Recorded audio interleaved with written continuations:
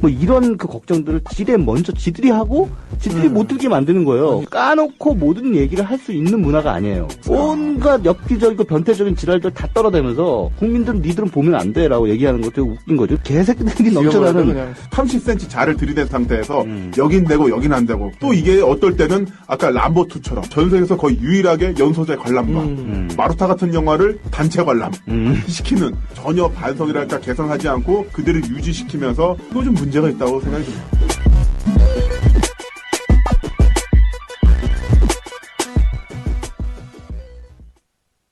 최광희 김남훈의 네이키드 토크.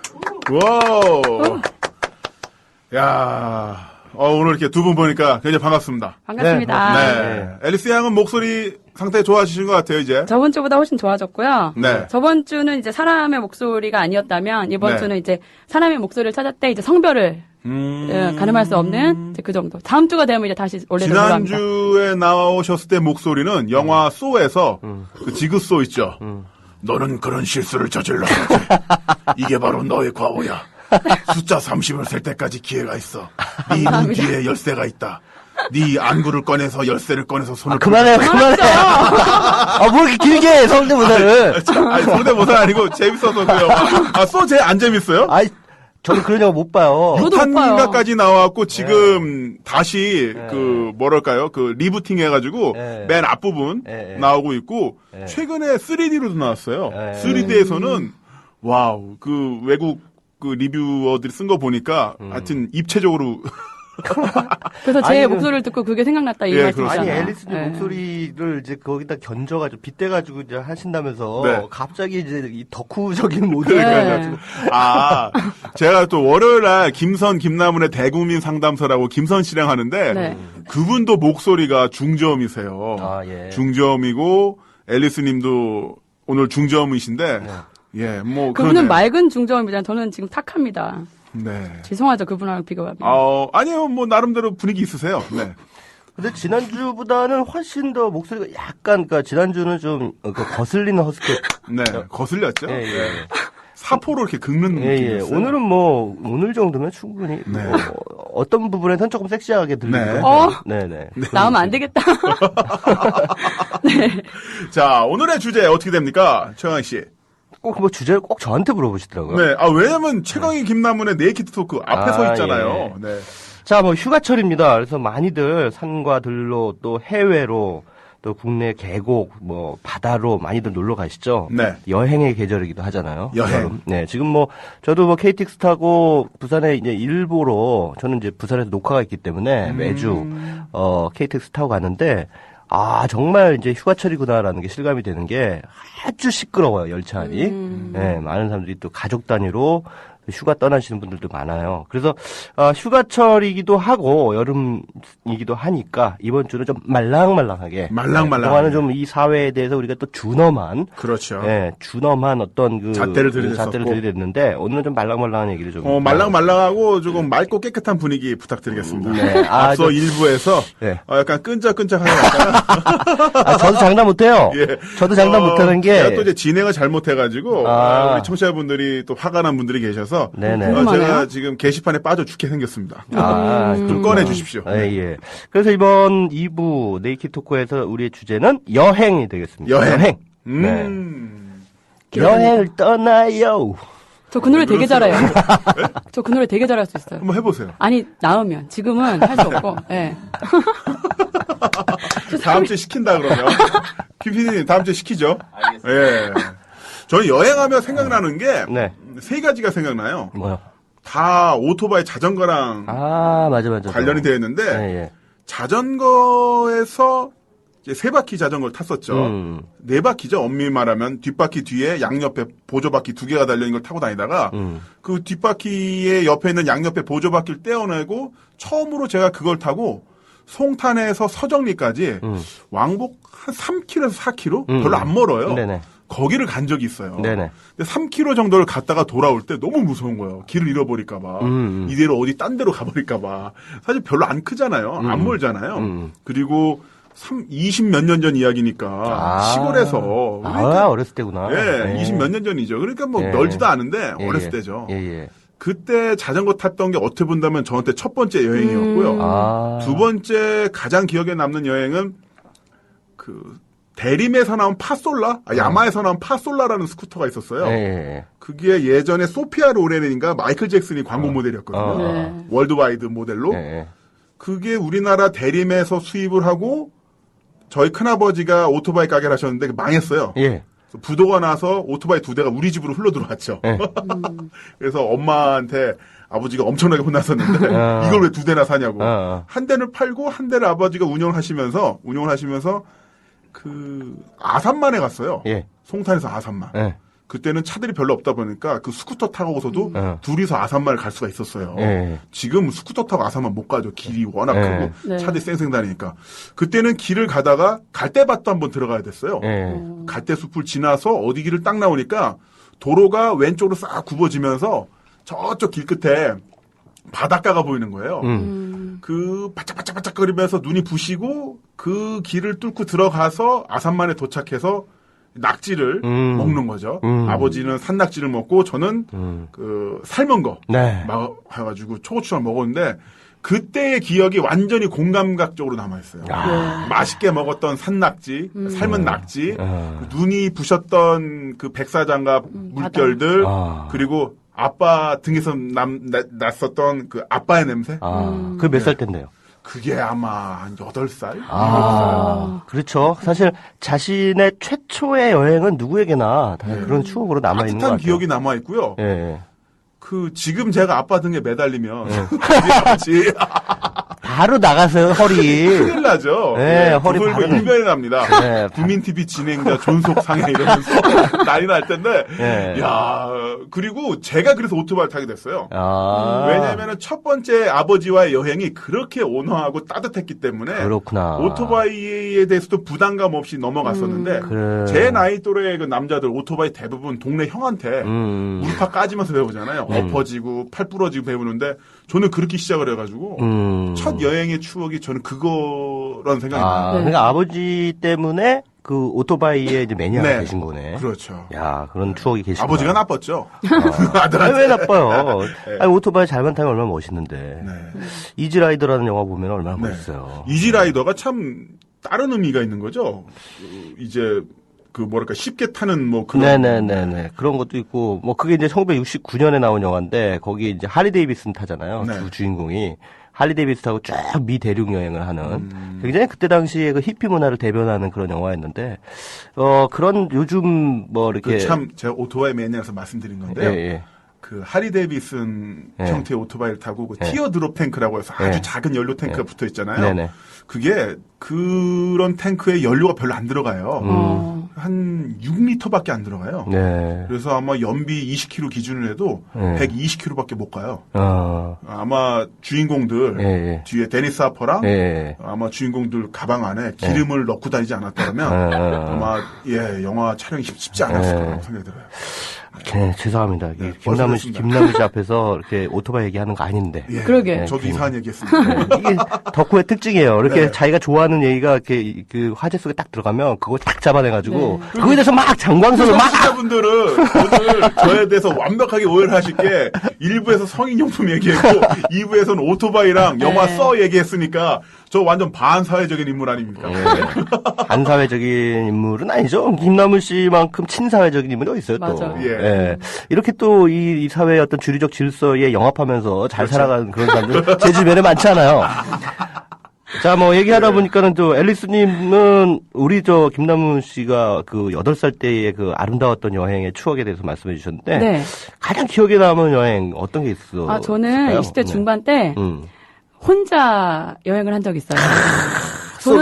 저는 모든 분들께 한 번쯤은 여행을 혼자 해봐라라고 꼭 정말 권해드리고 싶어요. 저하고 반대네. 그러니까 항상 하라는 건 아니고요. 예, 매번 물론 옆에 있는 사람과 뭔가 아름다움을 나누고 대화를 하는 것도 중요한데 한 번쯤은 조금의 외로움과 힘듦, 두려움이 있지만 한 번쯤 해봐라. 그래서 어디를 제가 다녀오시길래? 왜냐하면 그 캐나다 동부였거든요. 캐나다 동부를 한 12일 동안 그것도 외국을. 네. 혼자서? 네. 이야. 그랬어요. 그래서 시작은 캐나다 중부에 있는 위니펙이라는 작은 도시에 시작을 해서요. 네. 비행기를 타고 토론토까지 가요. 왜냐하면 버스 타고 가면 30몇 시간이 되기 때문에 토론토까지는 비행기를 타고 가고 거기서 이제 그레이하운드 버스 아시죠? 네네. 북미에서 되게 유명한 네네. 버스 회사죠. 그걸 타고 그 동부 끝에 있는 할리팩스라는 도시까지 쫙 가는 거예요. 30몇 시간을 가는 건데 한 번에 가는 게 아니라 이제 도시마다 3시간마다 쓰죠. 그래서 제가 만약에 그 도시를 여행하고 싶으면 내려서 여행하고 하룻밤 자고 뭐 이러고 이게 여행을 쭉 했는데 아니 혼자 그렇게 버스에서 내려서 동네 돌고 네, 숙소 그럼요. 정해서 들어가서 네, 자고 숙소도 가서 정하는 거예요. 되게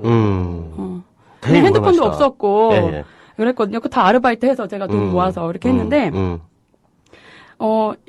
이런 얘기를 별로 이렇게 중요한 얘기 아닐 수 있지만 지금 기억에 남는 걸 얘기하라 그러셔서 네. 그래서 제가 쭉 가서 이제 마지막 3시간 할리팩스에 도착하기 전 마지막 3시간 구간을 버스를 타고 가고 있었는데 제가 보통은 차 안에서 잘 안 자요. 밖에 구경하고 이러느라고. 근데 제가 이제 긴 여행을 하느라고 좀 피곤했었나 봐요. 잠깐 잠이 들었는데 얼마나 자는지 모르지만 이렇게 눈을 떴는데 제 옆에 정말 너무 멋진 남자가 있었구나. 진짜, 왜? 아니, 이거는 말이 안 돼. 아니, 저는 그래서 제가 순간, 내가 꿈을 꾸고 있나? 이랬거든요. 그건 아니야. 누가 멋진 남자가 멋진 남자가. 멋진 남자. 얼마나 멋지길래 제가 실제로 본 사람 중에서 제일 잘생겼어요. 그래서 어떻게 됐어요? 그래서, 내가 지금 뭘 한 건가?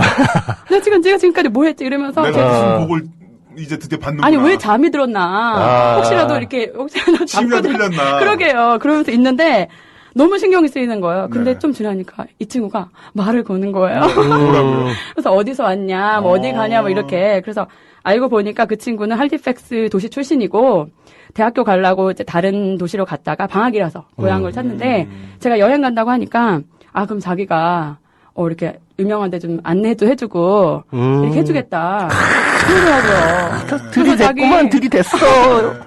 그래서 연락처를 뒀는데 제가 너무 이렇게 좀 고지식한 성격이어서 또 나이도 더 어렸고 해서 전화를 못 하겠는 거예요. 그 낯선 남자한테. 그분이 연락처를 줬어요? 네. 왜냐면 전 핸드폰이 없었고. 그러니까 그분이 자기 번호를 줬는데 제가 홀랑 이렇게 전화를 하는 게 제가 좀 그런 거예요. 3일 동안 전화를 해야지. 진짜 그거. 정말. 비포 선라이즈 찍을 뻔했는데. 라디오로 보여드려야 되는 게 앨리스의 얼굴에 정말 로또 당첨됐는데 그 유효기간 하루 지나가지고 못 찾은 듯한 그런 얼굴이에요. 아니 그런 건 아니고 그렇게 왜 그렇게 심각하게 생각했었나. 그래서 좋은 친구가 됐을 수도 있잖아요, 그냥. 좋은 친구를 넘어가지고 또 이렇게 또 알콩달콩한 사이가 될 수도 있잖아요. 그래서 우리가 또 혼자 가는 여행에서 은근히 기대하는 게 그러한 그 낯선 여행지에서의 로맨스. 그렇죠. 예, 어디 가가지고 뭐 영화 비포 선라이즈에서도 에다 노크하고 줄리 델피가 열차 안에서 딱 만나가지고 무작정 비엔나에서 우리 같이 내릴래요? 해가지고 내려가지고 같이 내릴래요? 네, 하룻밤을 그냥 비엔나에서 새벽에 새벽녘까지 그 잔디밭에서 누워가지고 서로 사랑을 속삭이다가 그리고 다 헤어지잖아요. 그 낭만적인 여행에 이 비포 선라이즈 때문에 많은 사람들이 혼자 하는 여행에서의 어떤 로맨스가 있을 것이라는 환상과 착각에 빠져서 최근에 개봉한 영화가 뭐였죠? 그 Before Midnight. 비포 미드나잇. 비포 미드나잇. 그 영화 보면은 그렇게 해서 만났던 커플이 결국은 지지볶고 싸우는 사랑과 전쟁. 똑같다 우리랑 이러면서. 그건 결혼을 해서 그래요. 네. 결혼을 해가지고 이제 애 낳고 살다 보면 그렇게 될 수밖에 없는데 그러나 누구나 또 그 로맨스의 순간은 또 꿈꾸게 되죠.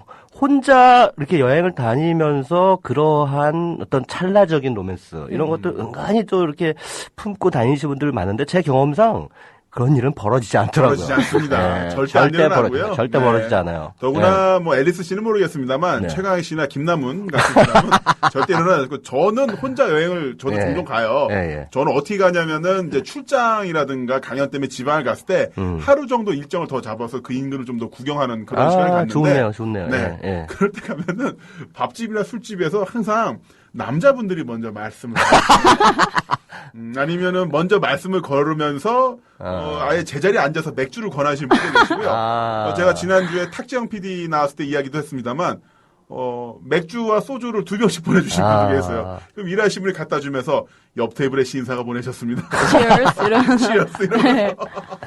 그래서 나는 주로 남자분들과 이렇게 교류를 해야 되는구나. 좋죠. 그렇죠. 그렇게 하면서 얼마 전에 그 부산에 백화양곱창이라고 있는데요. 네. 거기서 곱창 먹다가 옆자리에 있는 아저씨랑 친하게 돼가지고 서로 그분이 이제 그날 제 거 곱창 값을 내줬어요. 어머. 네, 그래서 제가 서울 올라와서 UFC 좋아한다고 하시길래 김동현 선수 티셔츠 제가 김동현한테 사인 받아가지고 보내드리고 제 책도 보내드리고 그러면서 또 계속 연락하고 있거든요. 네. 네, 그래서 제 휴대폰에 보면 그런 낯선 남자들의 문자가 많이 있습니다. 주무시나요? 몇 전화 하실까요? 부산 오면 연락 주세요. 아니 뭐 김남은 씨야 뭐 얼굴도 많이 알려져 있고 또 이렇게 보면 수더분하고 좀 포근해서 네. 이렇게 좀 친해지고 싶은 그 그런. 수더분과 포근함을 왜 여자분들은 안 해요? 아니, 고마워요. 그래도 연락 주시고. 예. 네. 근데 혼자 하는 여행을 저도 뭐 몇 번 해봤는데 저는 정말 한 번 하고는 그다음부터는 혼자 여행이라는 건 할 게 못 된다. 그래서 누가 혼자 여행 간다 그러면 야 그거 가지 마라. 누구랑 또 같이 가라. 친구랑 같이 가라. 뭐 이런 이렇게 얘기를 하곤 하는데. 근데 둘이서나 셋이서 단체로 갔다가 의상한 경우 굉장히 많이 있죠. 그런 경우가 많아요. 네, 왜냐면 원격지에서 예. 특히나 왜 해외여행 많이 갔다가 절친들 갔다가 완전 원수돼서 오는 경우 갈 때는 둘이 비행기 시트 붙여서 갔는데 올 때는 따로따로 오고 아예 비행기를 아예 달리해서 오는 경우도 있잖아요. 그렇죠. 완전 원수돼서. 예. 왜냐면 말도 안 통하고 이렇게 고생하다 보면은 네네. 그 본능이라고 해야 될까? 예. 원래 본성이 막 나오면서 충돌을 하게 되니까. 예. 그렇죠. 그러니까 여럿이서 가는 것도 사실은 2명이 가는 거 아주 사이좋은 사이에서 2명 정도 가는 게 제일 좋은데 문제는 이제 3명 이상 같이 가게 되면은 그 사이에서 또 인간관계의 그 권력각상 그 안에 또 서열 같은 게 보이지 않게 생겨요. 요즘 예. 텔레비전에서 꽃보다 할배라는 프로그램이 인기가 많은데 예. 거기서 보면은 그 나이 지긋하신 할아버지님들이 연령별로 권력관계가 형성이 되고 이서진 씨는 이제 운전 담당. 그렇죠. 예. 그런데 이제 애매해지는 거예요. 친구들끼리 가도. 야, 나는 이제 12시간 운전, 내륙 횡단 갔다 온 제 친구들 중에도 3명이 갔다 와가지고 서로 원수가 됐어요. 내륙 횡단 여행 한 달 동안 갔다 오고 나서 서로 원수가 됐는데, 그거 왜 싸웠냐? 그랬더니, 아니, 내가 12시간 운전했는데 저 새끼는 8시간밖에 운전 안 하고 나한테 또 돌린다고 하겠죠. 근데 나중에는 이제 체력적으로 힘들고 그러니까 이제 서로 짜증이 나고 막 이래서 이제 싸우게 되는 그런 부작용도 있고요. 저는 혼자 98년인가 IMF 때 네. 회사에서 이제 무급휴직 제도가 있었어요. 그래서 한 달 동안 그냥 쉬어라. 돌아가면서 월급 한 달씩 안 받고 쉬는 그런 경우가 있었어요. 그래서 혼자 차를 몰고 남해안 여행을 이제 간 적이 있습니다. 예. 남해로 해가지고 쭉 도는데 차종이 뭐였습니까? 그때 당시 엑센트. 오. 예. 그래서 최고죠 엑센트면 그 당시에. 뭐가 최고예요? 입 빨린 소리 하고 있네. 98년도에. 예, 그래가지고. 98년도에? 네, 엑센트. 네. 제일 싼 차였잖아요. 네. 프라이드보다 조금 비싸고. 좋잖아요. 자차인데.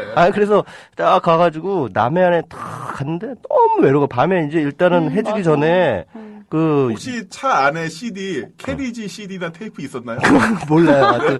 하여튼 음악이 있었던 것 같아요. 하여튼 그래서 혼자 가면 뭔가 이렇게 재밌을 것 같은데 아까도 아무도 한국인데 우리 말이 통하는 한국인데 아무도 나한테 말을 안 걸어주고 나도 누군가에게 말 걸기가 좀 애매하잖아요. 그래서 이렇게 모텔에 딱 혼자 이렇게 이렇게 먼저 이렇게 체크인 해가지고 들어와 있으니까 좀 심심하더라고요. 너무 할 일도 없고 그래가지고 그냥 혼자 맥주 2캔 사가지고 동네 노래방에 갔어요. 그 동네 노래방. 남해라고 아시죠? 남해. 네. 남해 그 섬이잖아요. 지금은 이제 다리로 남해대교 붙어 있지만 거기 이제 읍내에 있는 노래방에 갔어요. 노래방 가지고 혼자요? 이제 그래가지고 이제 그 비처럼 음악처럼이라는 노래가 있어요. 비가 내리고 음악이 흐르면 그런데 앨리스가 14박 15일 캐나다 북부 여행까지만 해도 분위기가 좀 살았는데 지금 점차 아니 생각해보세요. 혼자 네. 나이 30이 넘은 남자가 맥주캔 들고 노래방에 허름한 노래방에 신고 안 해요 거기서? 아. 저기 난방한 척하고 혼자 들어가가지고 빗자루 음악처럼 틀어놓고 부르고 있자니 얼마나 스스로가 처량했겠어요. 그러니까 난 당신을 그래서 갑자기 울었구나. 상태에서 울컥 눈물이 나는 거야. 더군다나 무급휴직 상태에서 예, 그냥 월급도 3개월 밀렸지. 네. 그러니까 거기 가가지고 이게 뭐 하는 짓인가? 내가 여기 와서 지금 뭐 하고 있나? 나는 누구인가? 여기는 어디인가? 막 이런 생각 막 드는 거예요. 그래서 그 뒤로부터는 진짜 절대로 혼자 가는 여행은 하지 않습니다. 근데 지금 하신 말씀은 저도 공감해요. 네. 그게 제가 낮에 돌아다닐 땐 괜찮았는데 네. 밤에 그 숙소로 들어갔는데 너무 외로운 거예요. 제가 평소에 외로움 잘 안 타거든요. 근데 네. 여행 낯선 곳에 가고 아무도 나를 모르는데 내가 자러 저길 들어가기가 너무 싫더라고요. 그래서 그때 진짜 제 인생에 진한 외로움을 느꼈습니다. 네. 그렇죠. 네. 그런 외로움을 느껴서 그 외로움을 느낀다는 게 어떻게 본다면 사고 작용의 하나의 결과잖아요. 네. 그런 식에서 못 경험했던 것을 경험하는 게 또 여행의 네, 진짜 묘미죠. 가치가 아닐까 싶어요. 뭔가를 보고 느끼는 것도 있지만 아 내가 정말 혼자 있을 때 외롭구나라는 걸 느끼는 거. 그리고 아까 그 남해를 여행하셨다고 생각나는 게 있는데 그 체 게베라 있잖아요. 네네. 체 게바라. 게베라? 게바라. 세계봐라. 아, 발음도 갑자기 안 되네. 네. 이 양반이 그 중남미를 모터사이클로 여행을 하면서 네. 어떻게 보면 혁명가로서 각성을 하게 되잖아요. 그렇죠. 그걸 담은 영화가 모터사이클 다이어리. 그렇죠. 예. 만약에 그분이 원래 꽤 있는 집이었고 예. 본인도 의사죠. 의사였었죠. 그런데 만약에 자동차로 여행을 했더라면 혁명가가 안 되지 않았을까라는 생각도 좀 해봐요. 왜냐하면 모터사이클로 이 여행을 한다는 것은 그 여행지와 철저히 타자화되는 자동차와는 달리 개방형 머신이잖아요. 네. 그 지역 사람들과 직접적으로 만날 수 있고 좀 더 자주 쉴 수 있고 통행이라는 것보다는 그야말로 그 관통이 아니라 여행의 느낌이 좀 더 강하거든요. 네. 오토바이의 특성이. 그러면서 아마 고장도 더 많이 났을 테고. 그러면서 그쪽의 어떤 그 지역민들과 활발하게 교류하면서 더 많은 걸 느끼지 않았을까라고 혼자 네. 상상을 해보는데 네. 그것도 마찬가지인 것 같아요. 그렇게 원격지. 지금 내가 살고 있는 곳과 떨어진 곳을 다니면서 많은 걸 보고 느끼면서 낯으로 생각하는 거. 네. 제가 여행이 아닐까. 저기 최강희 선생님이 쓰신 책 무비스토커 무비스토커 얼마죠? 이거 얼마죠? 네. 가격 잊어버렸 13,000원. 13,000원. 저는 10% 할인데 인터넷에 완전 싸죠. 주문하셨습니다. 13,000원. 저렇게 훌륭하지 13,000원. 이거 말도 안 돼, 진짜. 야, 지금 몇 세까지 나왔습니까? 물어보지 마세요. 뭐 그런 걸 물어봐. 아픈 데를 찔러요. 저는 방송하시는 모습 보고 저분은 무슨 생각을 가진 분일까 궁금해서 제가 네. 이 책을 사서 봤는데요.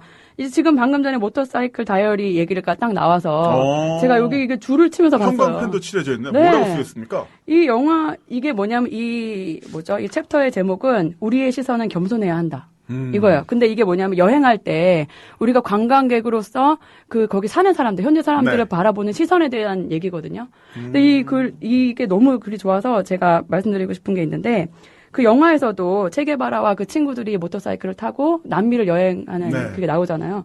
근데 그게 이제 방관자로서 이렇게 보는 게 아니라 거기 가면서 사람들의 고통받는 삶의 현장을 네. 알고 그게 나중에 혁명가로서 가게 되는 맞아요. 계기가 된다. 이런 영화인데 여기에 이런 말씀 쓰셨네요. 중요한 것은 대상을 바라보는 여행자로서 방임적 시선 혹은 권력적 태도가 아니라 그들이 바라보는 대상과 눈높이를 맞추려는 겸손한 노력이다. 내가 누가 썼지만 쓴 거야, 정말. 명문장이다. 진짜. 그리고 죄송해요, 여러분. 하나만 더 읽어드릴게요. 네, 계속 읽어주세요. 그럴까요? 네. 낯선 곳에 갔을 때 그 환경에서 삶을 일구는 이들을 바라보는 우리의 시선은 최대한 겸손해야 한다고. 그들을 구경거리로 타자화하는 일에 신중해야 한다고 나는 믿는다. 여기서 저도 자주 반성하게 되더라고요. 그렇죠. 특히 우리가 생각할 때 우리보다 좀 못 사는 나라에 갔을 때 특히 그렇잖아요. 그 사람들 얼마나 하루하루 힘들게 살겠어요. 근데 그거를 약간 그냥 구경거리로 네. 아름답다 내지는 뭐 이렇게 이렇게 오지 다큐나 여행 다큐에서 종종 그런 그 시선적 실수를 많이 하죠. 네네. 뭐냐면 오지에 갔을 때 거기는 원주민들을 그야말로 하나도 때묻지 않은 아주 순수한 존재로만 그린다든지 네. 아니면 너무나 동정적인 시선으로만 그린다든지 네. 거기에서도 나름대로 삶이 있고 희노애락이 있는데 이런 걸 모두 다 그냥 거두절미하고 오직 시청자들에게 어필하기 위해서 그쪽 지역의 주민들을 그냥 마음대로 이용하는 거죠. 네. 네. 그런 그렇죠. 부분에 대한 비판도 요즘 많이 나오고 있잖아요. 여행 프로그램에. 자연스럽게 그 앨리스님이 또 제 책의 한 구절을 인용해 주시는 바람에 영광스럽게도 그렇게 인용해 주시는 바람에 어쨌든 그 여행이 지금 현재 이제 어떻게 그 본질적으로 변화하고 있는지 그런 걸로 이제 자연스럽게 화두가 좀 옮겨가고 있는 것 그 같은데요. 이야기는 노래 한 곡 듣고 그래서 시작해볼까요? 네, 네. 그 좋죠. 노래 소개해 주시죠. 네, 우리 피디님이 선곡한 곡은요 이규석의 기차와 소나무입니다. 정말 1대1로 1대1. 선곡해. 그냥 막 선곡한다.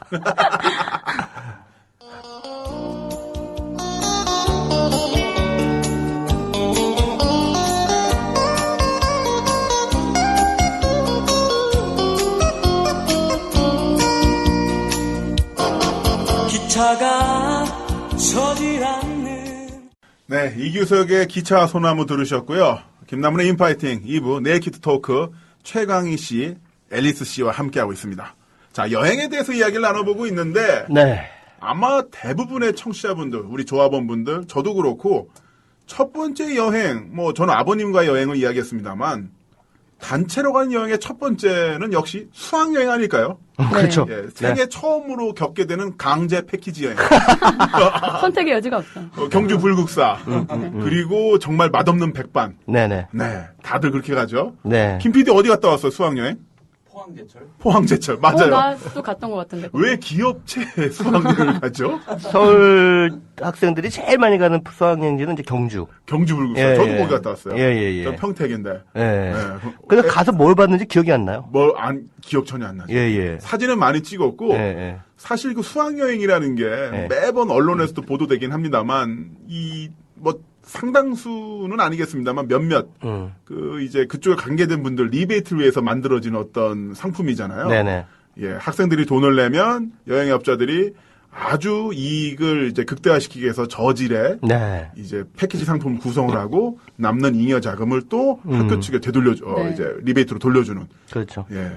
그러니까 저는 뭐 여행 저도 뭐 많이 좋아하고 여기저기 많이 다니고 패키지도 갔다 오고 그랬거든요. 근데 기본적으로 이 패키지 모든 패키지 여행 상품이 다 그런 건 아니에요. 다 그런 건 아닌데 보면은 이 패키지로 여행을 가게 되면은 일단 그 쇼핑 뭐 이런 거 있잖아요. 네. 그러니까 그 여행사와 제휴된 야, 그런 그 곳에 가가지고 쇼핑몰이요. 네. 얼마나 대단하냐면요. 네네. 필리핀 같은 데는 제가 갔던 쇼핑몰은 패키지로 들어가잖아요. 네네. 시계가 10분 느려져 있어요.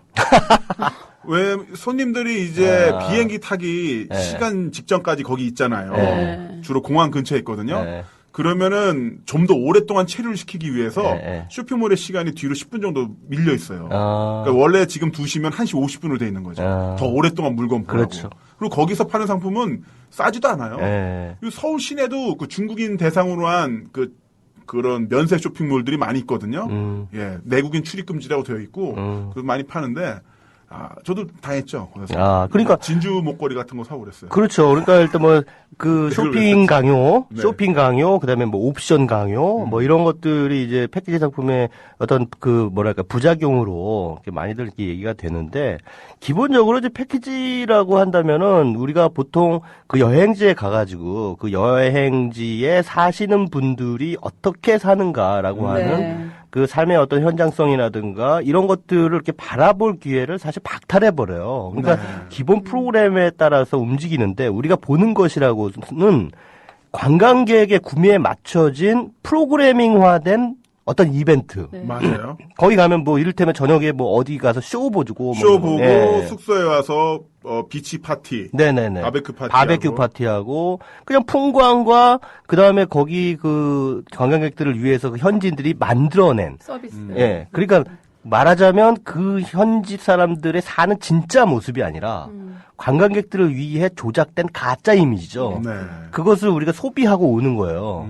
그리고 또 그러면서 동시에 뭐 숙소는 일단 안락하고 깨끗해야 되고 가는 동안에 항공편도 상당히 네. 쾌적해야 되고 돌아다닐 때에 또 그 버스도 뭐 이를테면 더운 나라 가서도 항상 에어컨이 빵빵하게 틀어져 있어야 되고 네. 뭐 이런 굉장히 그 안락한 상태에서 어디든 우리가 간다는 거죠. 그래서 이제 이를테면 제가 오늘 그 책을 가져왔는데 다니엘 버스틴이라고 하는 미국의 역사학자가 쓴 이미지의 환상이라는 책에 보면은 이런 말이 나와요. 여행이 관광으로라는 말이 나오는데 원래 여행이라는 것의 의미는 우리가 트라벨이라고 하잖아요. 네. 트라벨의 의미는 트라베일의 어원에서 나온 네. 이 어원이 트라베일인데 그건 무슨 뜻이냐면 고통을 겪는다라는 뜻이래요. 우리가 트러블이라고 하는 말도 그 비슷한 어원이겠죠. 그러니까 고통을 겪는다. 그러니까 어떠한 자기 신의 여행지를 가는 그 와중에 그 과정 속에서 겪는 네. 고통을 통해서 자신이 내적 성장을 이루고 네. 또 그들과의 어떤 그 뭐랄까요 공유된 문화를 같이 체험하고 돌아오는 것 그것이 바로 여행의 본질인데 이것이 20세기 들어오면서 그 여행 교통수단의 발달 그다음에 여러 가지 뭐 그 관광 상품의 네. 개발 이런 것들을 통해서 그냥 자기가 집에 아주 편안하게 있는 것을 그대로 관광지로 옮겨가는 거예요. 그 상태가 변하면 안 돼. 네. 그리고 그러면서 스튜어디스들이 예뻐져요. 예. 그러니까 스튜어디스가 하나의 그 솔직히 서비스 상품으로서. 스튜어디스가 이쁠 필요가 네. 없잖아요. 근데 자기가 그러한 그 럭셔리한 어떤 네. 그 어떤 여행의 경험을 하고 있다라는 것을 보여주는 하나의 그 사회적 기표가 바로 스튜어디스의 외모예요. 그들이 이렇게 딱 그렇게 멋지고 아름다운 외모로 이렇게 탁 서비스해주고 편안하게 자기 집의 안락함을 여행지까지 그대로 가져가서 네. 거기서 가이드가 안내해주는 대로 편안한 의자에 앉은 그 패키지 버스를 타고 돌아다니면서 박제화된 관광객들을 위해 프로그래밍된 가짜 이미지를 소비하고 원주민 댄스 구경하고 예. 그 원주민들 이제 퇴근할 때 아디다스 운동화에 네네네. 나이키 티셔츠 예. 입고 그러고 돌아온다. 그리고 아시다시피 패키지 여행 가신 분들은 아실 거예요. 우리나라의 관광은 기본적으로 왔노라 보았노라 찍었노라예요.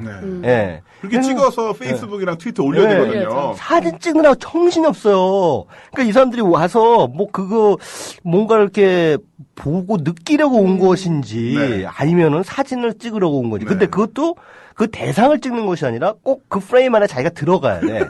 그리고 가이드가 꼭 안내를 해주잖아. 여기가 사진이 제일 잘 나오는 포인트입니다. 그럼 꼭 거기서 또 사진들, 기념사진들 찍고, 가이드는 사진 찍어주고, 뭐 서로 찍어주고 막 한단 말이에요. 네. 그러니까 자기가 거기서 가슴에 무엇을 찍어 오느냐 이게 중요한 건데, 내가 거기에 갔다. 그래가지고 다른 우리 사람한테 뭐, 알려주기 위해서. 예, 그래서 자랑하면서. 뭐 예전에 하이델베르그 갔더니 하이델베르그 성 안에 누가 한국 그 낙서가 써 있더라고요. 뭐 무슨 아무개 홍길동 뭐 여기 왔다 가다. 왔다 가다 뭐 이런 거. 잘났다.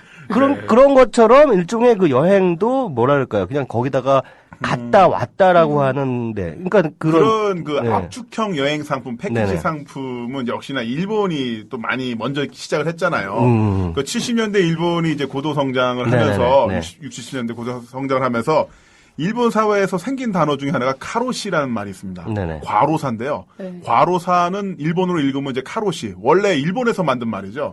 그 당시까지만 해도 그 서양 의학계에서 과로사라는 말 자체가 존재하지 않았어요. 아. 아니 어떻게 사람이 일하다 죽어? 이게 말이 돼? 서양 사람들은 이해를 못했기 때문에 실제로 서양 의학계에서도 일하다 죽는 상황을 카로시라는 말로 그대로 써요. 의학 용어 사전이 됐죠.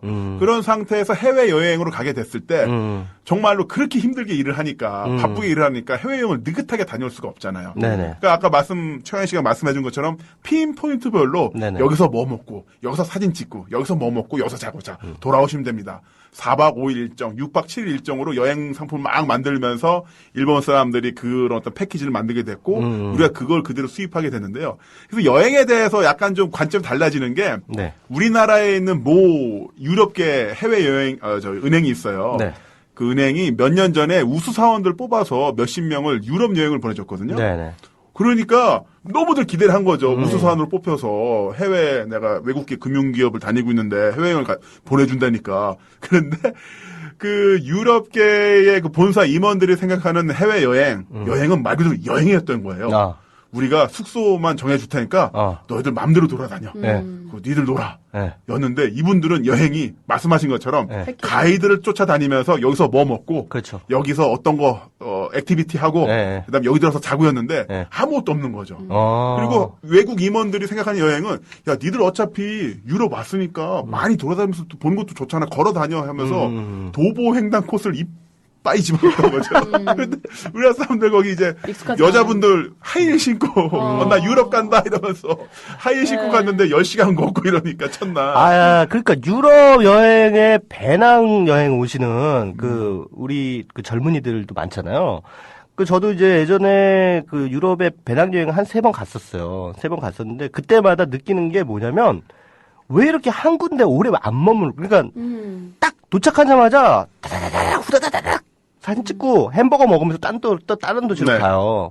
그러니까 이게 뭐냐면은 그 한 열흘 정도면 열흘 안에 얼마나 많은 도시를 내가 돌아다니느냐 이거에다가 여행의 방점이 찍혀 있다는 거죠. 네. 그게 아니라 저는 좀 뭔가 좀 어디 여행지 갔으면 좀 한 2, 3일 느긋하게 저도 그런 거 예, 좋아해요. 거기 이제 머물면서 그 거기에서 사는 사람들이 어떻게 살아가고 있는지 이런 것도 좀 느껴보려고 하는 노력을 해야 되는데 이건 뭐 왔다 그리고 무슨 깃발 하나 딱 꽂고 또 딴 데로 네. 뭐 이런 식으로 가는 게 이게 뭐 거기서 뭘 느끼겠냐고요. 네. 네. 근데 그렇게 일단 많이 돌아다니는 것도 뭐 네. 여행 하나의 스타일이고 네. 그렇긴 한데 남들이 하니까 고민 없이 그렇죠. 가게 되는 부분이 있고 저는 리조트를 좋아하는데 들어가면은 유럽 분들은 한 뭐 2달 동안 있더라고요. 안식년을 아예 취해가지고 책 읽고 그리고 그냥 책을 쉬고. 그냥 한 네. 다발을 갖고 오거나 아마존 킨들. 야, 이걸 이럴 때 쓰는 거구나 생각이 들었어요. 아마존 킨들은 3G 모듈이 들어있으니까 미국에서 샀어도 태국이나 필리핀에서도 로밍 돼가지고 그 책을 다운받을 수가 있어요. 네. 네. 수만 권의 책 중에서 자기가 읽고 싶은 거 다 다운받아서 읽을 수가 있으니까 거기서 그렇게 많이 읽으시더라고요. 여행요? 어떤 여행이 또 바람직한가에 대해서 또 얘기를 이렇게 얘기하다 보니까 그쪽으로 방향이 가고 있는데 앨리스님은 여행지에서 뭐 이렇게 본 추태, 뭐 기억나는 추태 이런 거 있어요? 다른 사람들 뭐 이렇게 아니 저기 왜 얼마 저렇게 전에 여행하지 뭐 해외 하는 거. 토픽 보니까 중국 정부가 드디어 네. 자국 여행객들의 네. 해외 추태를 좀 이제 하지 말자는 캠페인을 드디어 벌이기 시작했어요. 여행지 네. 추태하면 또 한국인이에요. 한국인이고 한국인이 그 또- 한국인의 바통을 이제 중국인들이 이어가고 계신데요. 중국인들 많이 이어가고 있죠. 어떤 추태 뭐 목격하신 거 있으세요? 추태. 보통 추태라 그러면 이렇게 뭐 호텔 같은 데서 방문 열어놓고 같이 이렇게 패키지로 가신 분들이 고스톱.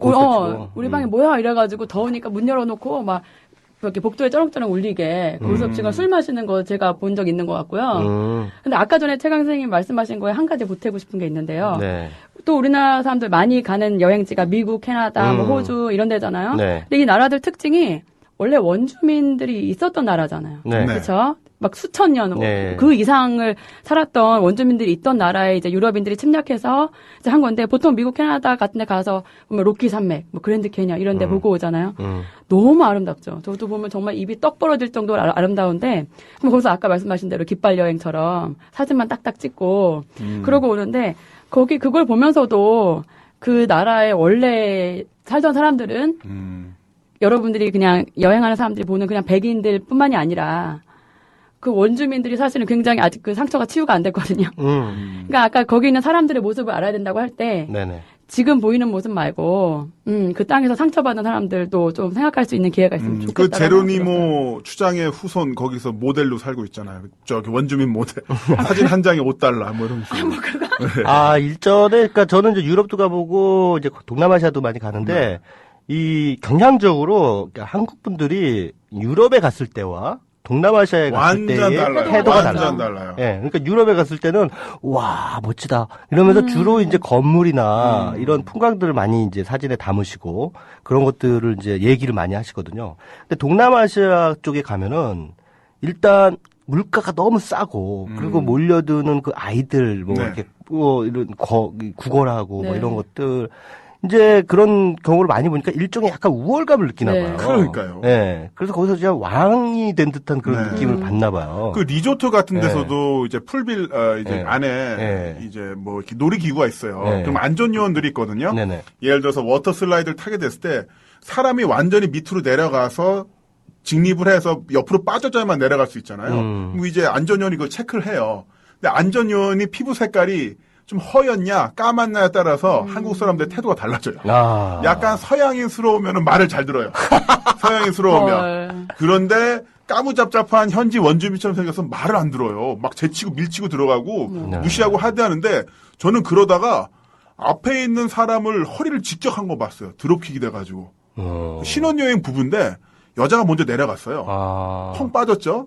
그럼 이제 일어서서 옆으로 빠진 상태에서 남편이 내려가야 되는데 안전요원이 제지했어요. 네.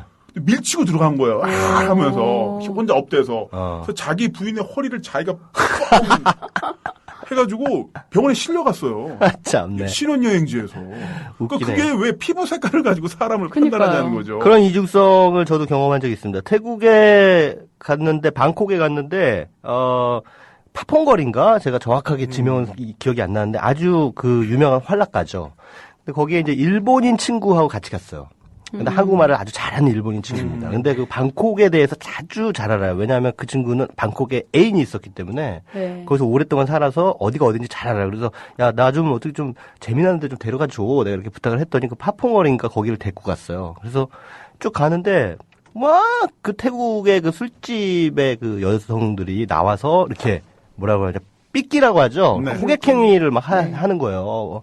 아, 들어오라고, 막 이렇게 자기네들 싸다. 그리고 서비스 좋다. 막 이런 식으로 자기네들 술집으로 막 오라고 막 그러는데, 이 일본 친구가 계속 가래안 그러는 거예요. 가래안. 그러니까 사람들이 전부 그냥 가는 거야. 아무 말 안 하고. 가래야? 가란 얘기인가? 그래서 내가 가래안이 무슨 뜻이에요? 이렇게 물어봤더니 친구가 코리안. 한국입니다. 라는 뜻이래요. 그러면은, 아유, 더러워. 그러면서 간다는 거야. 그러니까, 걔네들이 생각하기에 그 방콕의 그 이훈가에서 일하는 사람들조차도 네. 한국인은 매너가 더럽다라고 소문이 나 있기 때문에 가래안이라고 하면 그냥 간대요. 그걸 일본인 친구한테 듣는 그 기분이 얼마나 제가 참담했겠어요. 아니, 뭐 어떻게 하길래.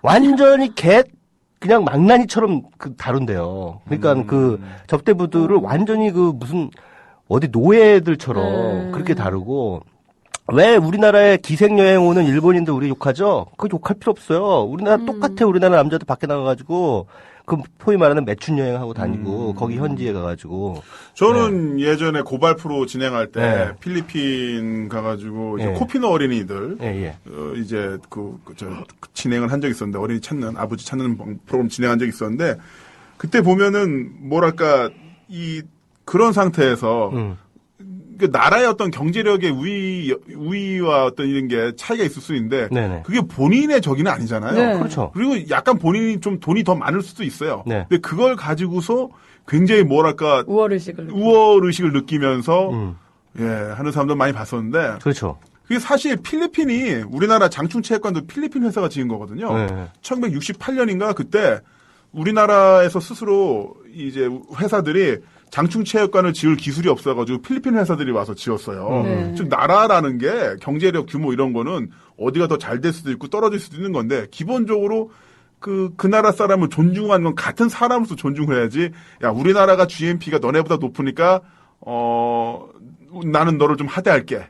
근데 너네 나라는 우리보다 GNP가 높고 피부 색깔이 하얗네. 그래 그러면 거기에 대해서는 내가 이제 고개를 숙일게. 이런 부분에 대해서 얼마 전에 론리 플래넷이라고 여행서 있잖아요. 거기에 이런 내용이 있더라고요. 어떤 내용이 있냐면은 제가 찾아보니까 한국은 이웃 국가와 잘 지내지 못하는 나라라고 쓰여 있고요. 인종 문제, 무질서한 정부가 큰 문제다. 뭐 이런 내용이 쓰여 있어요.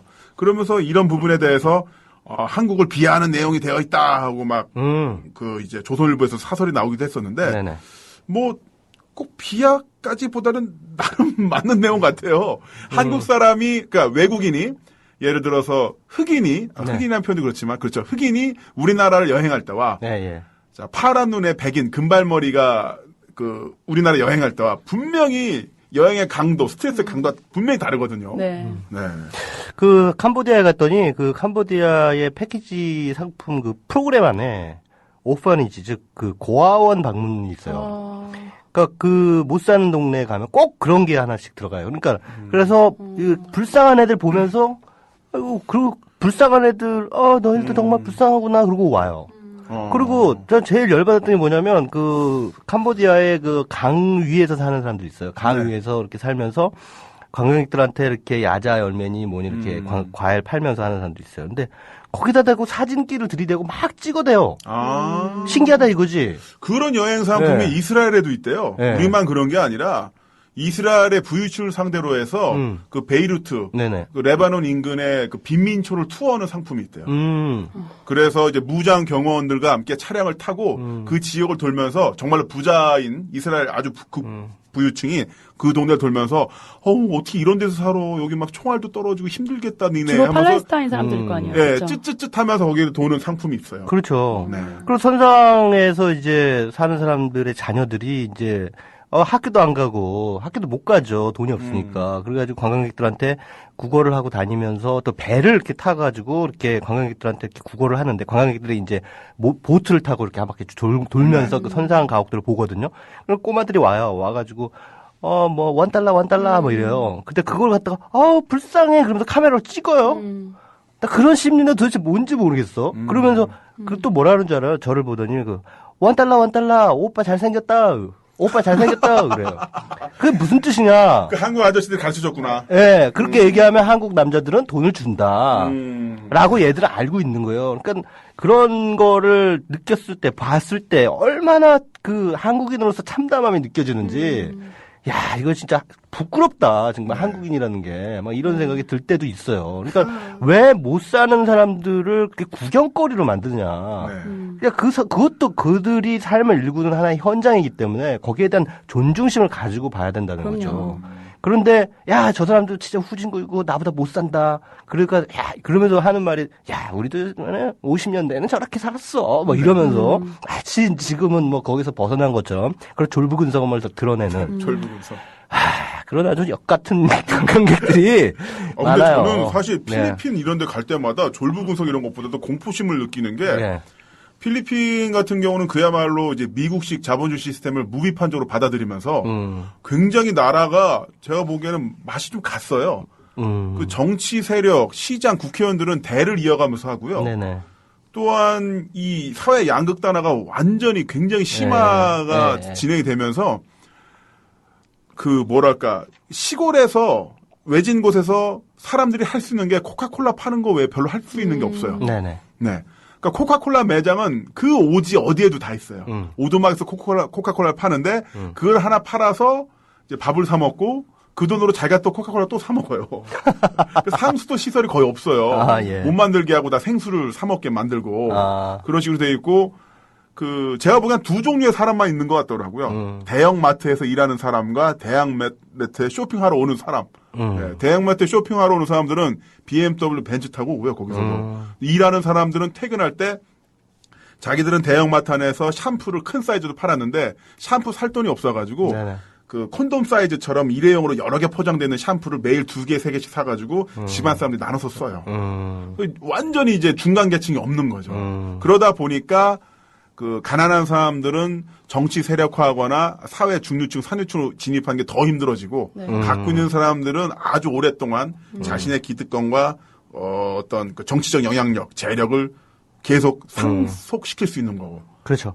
그러니까 결국 우리가 여행지에 가면은 그 나라의 기본적인 어떤 정치사회적인 배경이랄까요?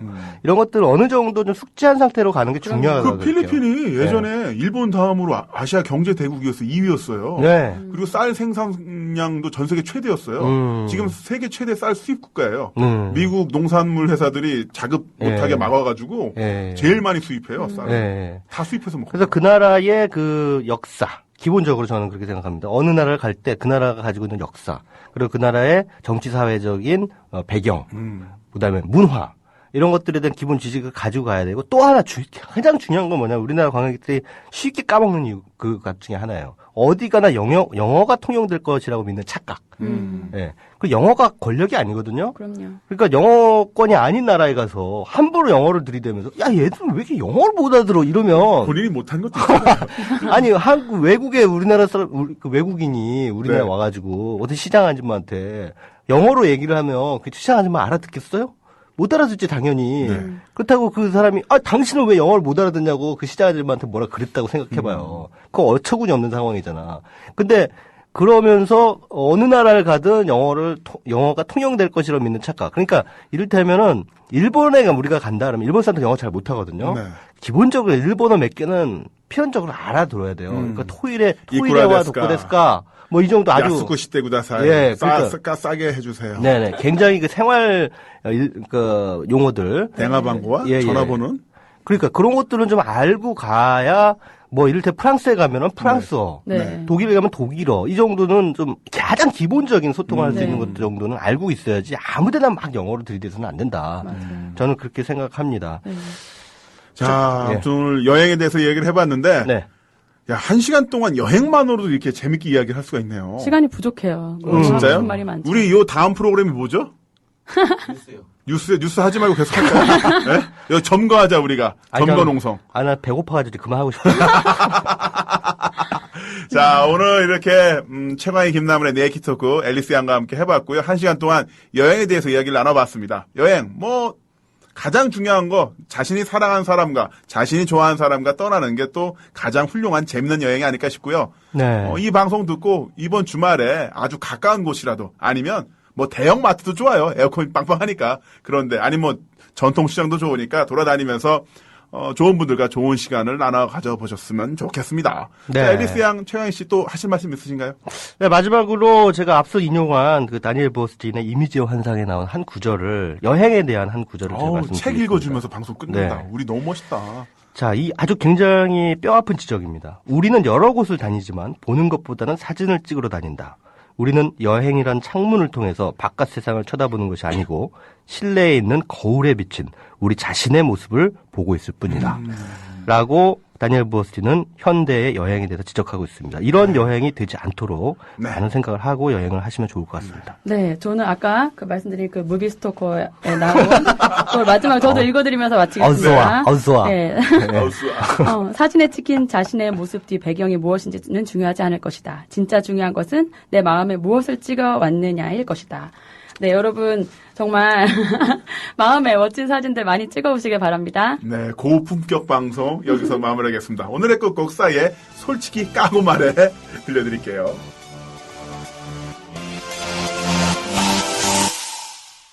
달려